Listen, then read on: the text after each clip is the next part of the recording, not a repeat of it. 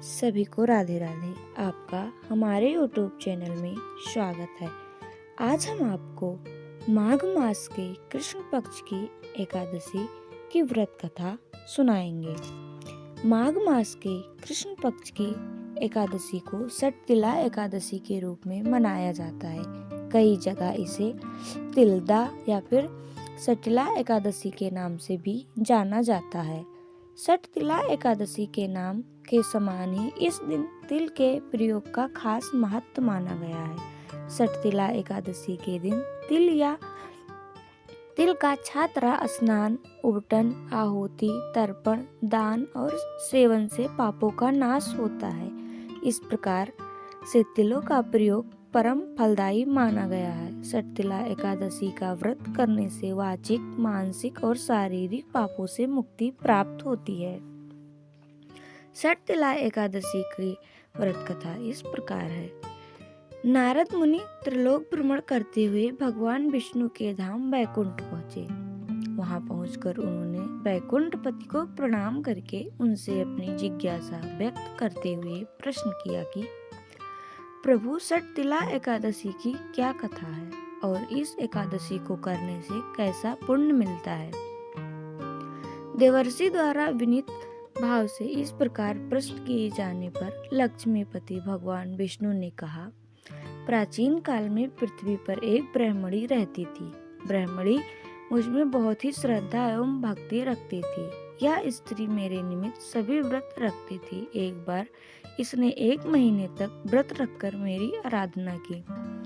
व्रत के प्रभाव से स्त्री का शरीर तो शुद्ध हो गया, परंतु यह स्त्री कभी ब्राह्मण एवं देवताओं के निमित्त अन्नदान नहीं करती थी। अतः मैंने सोचा कि यह स्त्री वैकुंठ में रहकर भी अतृप्त रहेगी।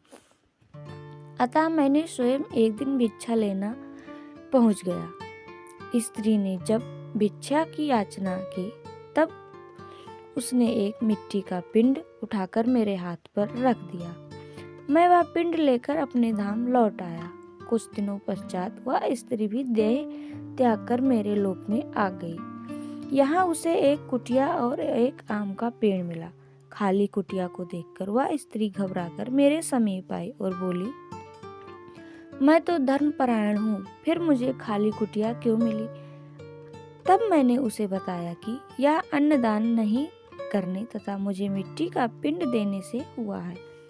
मैंने फिर उस स्त्री को बताया कि जब देव कन्याएं आपसे मिलने आए तब आप अपना द्वार तभी खोलना जब मैं आपको सटतिला एकादशी के व्रत का विधान बताएं। स्त्री ने ऐसा ही किया और विधियों को देव कन्याओं ने कहा तथा उस विधि से ब्राह्मणी ने सटतिला एकादशी का व्रत किया। व्रत के प्रभाव से उसे कुटिया अन्न धन से भर गई।